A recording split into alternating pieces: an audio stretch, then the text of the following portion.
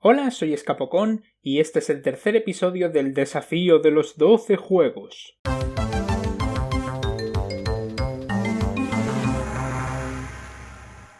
No lo suelo mencionar mucho en mis vídeos, pero me encantan los juegos de puzzles. Los de hacer combinaciones de piezas de ciertos colores o de formar líneas, claro está. No sé qué es lo que tienen, pero siempre consiguen engancharme. Tetris, Columns, Puyo Puyo, Magical Drop, Panel de Pon, Zuma, Wario's Wood, Eggmania, Dr. Mario... ¡Ese! Así que cuando vi que uno de los juegos de esta lista era de esa línea, estaba muy intrigado. Se trata de Vertrix, un juego para ordenadores 2 que fue lanzado en 1997 por la empresa The Clusters, que en realidad es el seudónimo para dos personas, Cedric Castell y Denis Trevi, que solamente han hecho este juego y sus secuelas. Sé exactamente lo que estáis pensando ahora mismo. Escapocón, ¿esto no es simplemente una copia de Columns? Es decir, tanto Garfield como Dicky Ducky tenían uno de estos y les dedicaste un párrafo a cada uno. Y además las secuelas que has mencionado seguramente sean más complejas. ¿Realmente vale la pena hacerle una reseña? Y es ahí donde os equivocáis, porque no estoy mintiendo cuando digo que Vertrix es posiblemente uno de los juegos de puzzles más complejos a los que he llegado a jugar. Sí, a primera vista este juego parece exactamente lo mismo que Columns, y en cuestión de mecánicas básicas y controles es cierto. Irán cayendo fichas de tres colores que podrás alternar pulsando arriba, o dejar caer pulsando abajo, y combinando tres del mismo color desaparecerán del tablero, y por supuesto puedes ganar más puntos haciendo combinaciones consecutivas o a la vez, o formando líneas de más de tres bloques. Pero la mayor diferencia que tiene este juego comparado con otros juegos de puzzles es su énfasis en los duelos de uno contra uno. Muchos juegos de puzzles tienen este tipo de modos, donde si haces combinaciones enviarás basura a tu oponente para que le resulte más difícil mantenerse a raya. Y el jugador cuya torre sea la primera en llegar a la parte de arriba de la pantalla, pierde.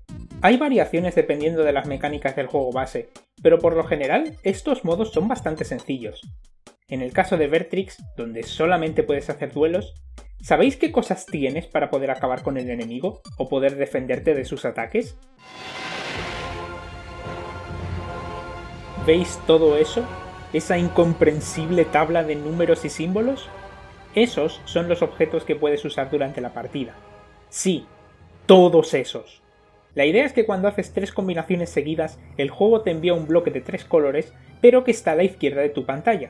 Y cuando llegue a la parte de abajo del todo, el color con el que haya llegado determinará qué habilidad será la que utilices. En este aspecto, el sistema es algo parecido a un juego de un género completamente distinto, Diddy Kong Racing.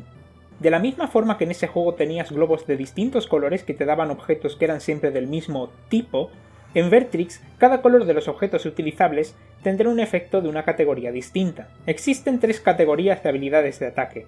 Las amarillas mandarán bloques de colores extra al oponente, ya sean de forma horizontal o vertical, que puede ser letal. Las verdes en su lugar se enfocan en hacer aparecer bloques grises, ya sea de la nada o quitándole el color a los bloques que ya hayas puesto. Estos bloques grises no combinan ni con ellos mismos y solo sirven para estorbar. A los enemigos les encanta usar este, por cierto. Hay ocasiones donde creerás que tienes la partida ganada y ¡boom! 1000 bloques se vuelven grises así de repente. Finalmente los ataques naranjas son un poco de todo. Aumentar la velocidad del enemigo, paralizarles durante un tiempo o hacerles perder nivel, que es algo que comentaré más tarde. Pero no solo tenemos ataques, ya que también hay habilidades que son buenas para quienes las usan. Las de color azul claro son defensivas y te permitirán reducir tu velocidad, hacer desaparecer bloques que tenías en tu tablero o transformar bloques grises en bloques de colores. Y las azules oscuras son piezas que crearán rayos láser de manera vertical u horizontal. Y además pueden combinarse con un tipo de bloques que aparecen de forma menos frecuente, los bloques explosivos. No explotarán por su cuenta, pero crearán reacciones en cadena si entran en contacto con las explosiones de los poderes azules oscuros. ¿Conocéis Bombliss, aquel spin-off de Tetris donde los bloques desaparecían con bombas que se activaban al formar líneas? Pues los señores Castell y Trevi decidieron volverlo una mecánica más en este juego. Y aún así no son lo más loco que pueden ofrecerte estas habilidades, principalmente porque esos bloques explosivos se parecen mucho a los grises y hasta que tengas una bomba de esas son iguales de útiles que ellos. Las habilidades más locas son las blancas, que son un todo vale. Hay algunos más simples, como hacer que te vengan bloques explosivos hasta que subas de nivel, pero también hay habilidades absolutamente alocadas como el modo en el que no puedes usar ninguna habilidad y en su lugar cada combinación que hagas subirá o bajará tu tablero o el del enemigo, o esta habilidad donde el juego brevemente se vuelve un Arkanoid con un tablero completamente distinto y donde romper los bloques grises mandarán un ataque aleatorio a tu oponente. Y por si no fuera poco, ya va siendo hora de que hable del recuento de nivel, que irá subiendo cada 10 combinaciones que hagas.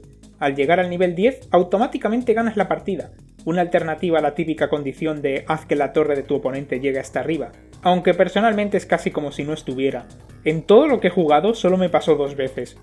Pero lo que sí importa es que cuando empiezas la partida solamente tendrás un tier de habilidades, pero irás obteniendo una columna más por cada nivel que subas.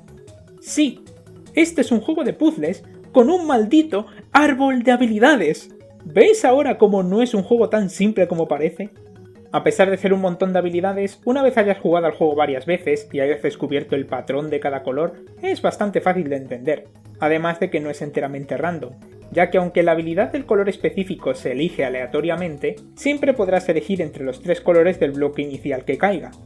Mi mayor problema con el sistema de habilidades es esto. Esto es lo que aparece al hacer las 3 combinaciones que te dan una habilidad en primer lugar, y tendrás que rápidamente moverlo a un lado para poder entrar en este tubo, o si no, se irá al garete y será como si nada.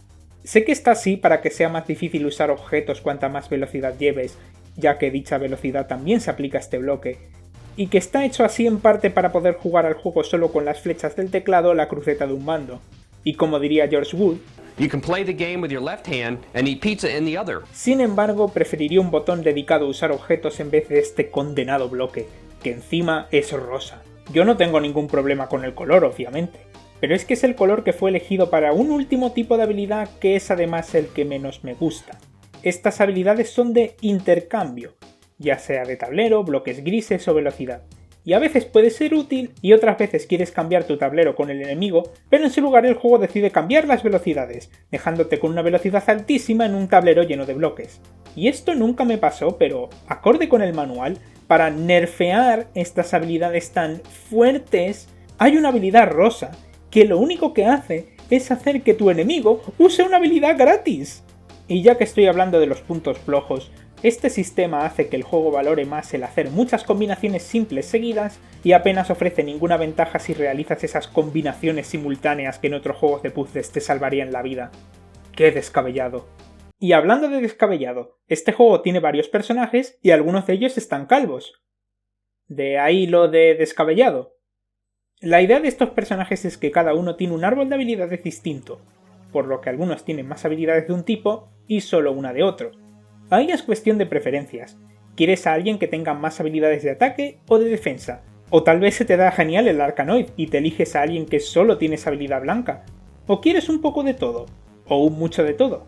Y los personajes en sí son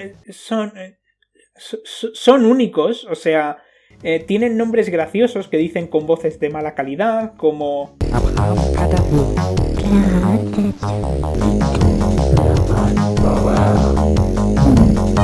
Y hay un efecto de sonido que es una risa malvada que suena cuando usas ciertas habilidades y es distinta si tu personaje es un hombre o una mujer. ¿Eso es una mujer? Ah, y en el modo principal, que consiste en ganar a todos los oponentes uno tras otro, dirán frases graciosas que rara vez puedo leer porque están encima de unos fondos bastante...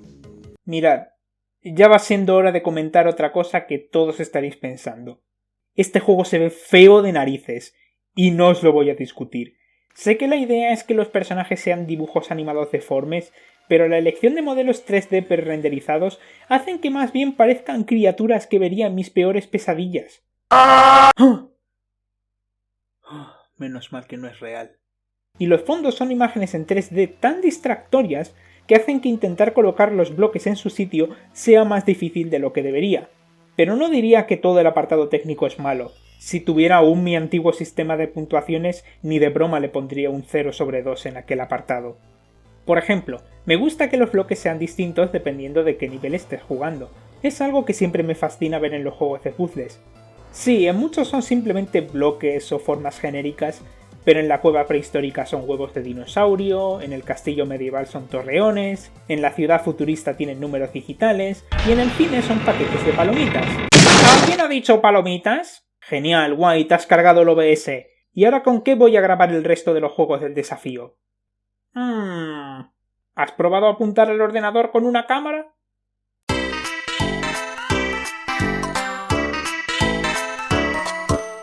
La música es bastante buena en mi opinión, y hay un montón, ya que no solo cada personaje tiene su propio tema, sino que en los menús puedes elegir entre dos bandas sonoras distintas, la normal y la especial, y ambas están bastante bien. No me gusta que generalmente empiecen con sonidos de ambiente de pésima calidad, pero hay muy buenos temas en el juego.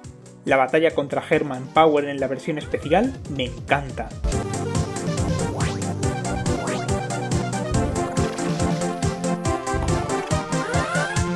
Una lástima que en la página web oficial solamente puedes descargarte la banda sonora de las secuelas, que es la que estoy usando para este vídeo. Y para acabar me gustaría comentar que este juego tiene una historia, pero solo está en el manual, como era muy común en los juegos shareware de la época.